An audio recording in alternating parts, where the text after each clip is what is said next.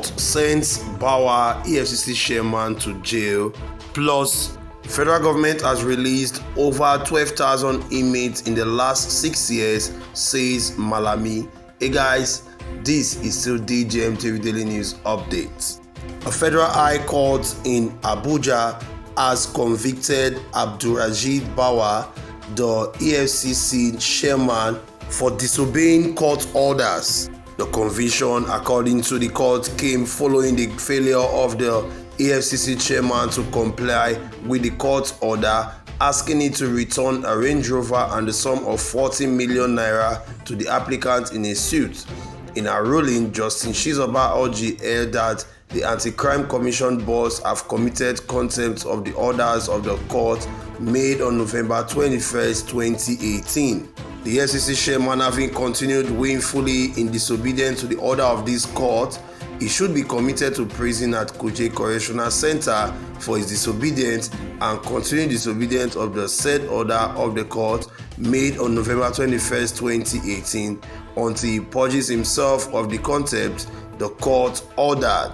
The judge also ordered the Inspector General of Police to ensure compliance to the court order forthwith. Meanwhile, the chairman of the Economic and Financial Crime Commission, EFCC, Abdulrajid Bauer, has reacted to the judgment of the court which sent him to prison.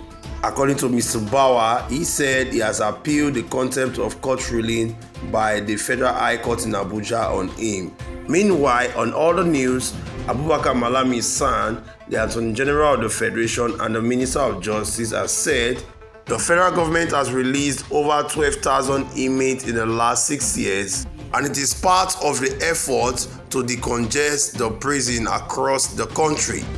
Malami, who spoke in a video we're about to watch when he appeared before the Senate Committee on Judiciary to defend the 2023 budget of the Ministry of Justice, said the inmates were released following the setting up of a committee by President Muhammadu Buhari. He was quoted as saying, "When this government came on board in 2015, the problem of the prison congestion was at the forefront of national discourse, which made President Muhammadu Buhari to set machinery in motion in different ways for the required solution," he said. And one of such machinery set in motion was a presidential committee set up for prison decongestion, which liaises with the stakeholders in the justice sectors for a way out. Aside from the committee, Mr. President himself also wrote letters to the 36 state governors and chief judges of the state for required visitation to the prison and exercise of the prerogative of mercy from time to time. In one of such visitations made by the governor of Kano State, Abdullahi Ganduje, over 500 inmates were granted pardon in one day, totality of which has led to the release of over 12,000 inmates across the country within the last 6 years. Let's watch the video. We'll be right back. Distinguished Senator Surajuddin, as it relates to the decongestion of the prison exercise. Mr. Chairman, a lot has been achieved in that respect. But in view of the fact that major players as it relates to prison decongestion exercise embarked upon by Federal Ministry of Justice are here with us, I think I will, with your permission, invite two people, the DG Legal Aid Council and the Secretary of the Prison Decongestion Program in the Federal Ministry of Justice to give an insight. But above all, before proceeding to that level, I think you equally, as a National Assembly, deserve commendation, because it is indeed a foundation that was laid by the National Assembly against the background of the passage of the Administration of Criminal Justice Act that had indeed laid the necessary foundation for the policy that turns out to be effective in the congestion of the prisons. How do I mean, Mr. Chairman?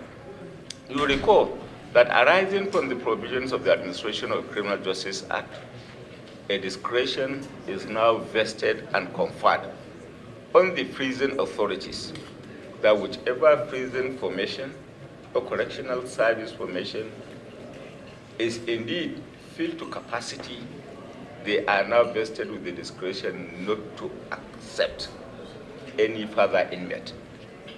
So with that in mind, the idea of congestion has been completely eliminated. But then what is it that we have done in terms of ensuring at the end of the day that the administration of criminal justice had indeed provided the desired support in that respect? The Legal Aid Council Act was equally taken into consideration in that respect. Now, the idea is to call on the DG to give you statistics, if he has any, as to the ways and manners that the Legal Aid Council came to support what we are doing in terms of prison congestion. But then it was collective approach arrangement, an approach that saw the legislature, the National Assembly passing the law, the executive playing its role, and indeed supporting same by way of policy decision. What policies were as well put in place in terms of the congestion of the prisons? It was common knowledge that as of 2015, when we came on board as a government, the decongestion of prison was indeed a front burner issue. And you will agree collectively with me that it is no longer an issue out there in the policy as being an issue of advocacy or agitation, simply because it is being very well addressed.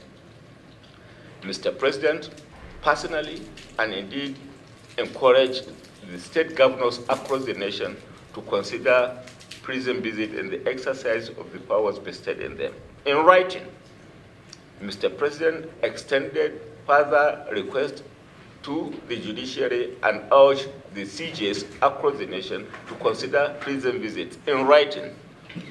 At one single prison visit in Kano State, the governor of Kano State succeeded in releasing over 500 people at a time, prisoners, inmates at a time.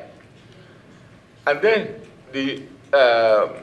Mr. President took further steps to put in place a committee, the Decongestion of Prison Committee, that went around all over the Federation, and indeed those that are found befitting for consideration were indeed granted certain respite arising therefrom. And that is not only what was done by the President, but indeed in the exercise of his constitutional powers, Mr. President had equally extended some compassion arising from the prerogative of mercy arrangement to over 200 people among others. Welcome back, guys. This is still DJMTV Daily News Update. So here we have it. We've heard from the Minister of Justice and the Attorney General of the Federation, Abubakar Malami San, who has said that over the last 6 years, 12,000 inmates has been released in all over the 36 states and capital of the Federal Republic of Nigeria.